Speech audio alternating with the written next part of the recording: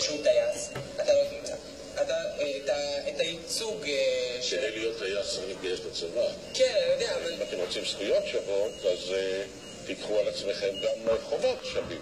איך אתה יכול לצפת מאיתנו שאנחנו כערבים, שהצבא הזה, את מי הוא הורג? את האחים שלנו, את המשפחות שלנו בצד השני. איך אנחנו יכולים לשרת בצבא הזה? אני שואפת למדינה שבה אני אזדהה עם כל הסימנים של המדינה. אני שואפת למדינה שאני אהיה שגרירה שלה. אני שואפת למדינה שבה אני אממש את הפוטנציאל שלי. נקרא בשמו. יום מן הימים אנחנו נהיה פה רוב, ואת המדינה היהודית הזאת לא תהיה פה. ואז אללה יסתור מה יקרה איתכם. או עכשיו או לעולם לא.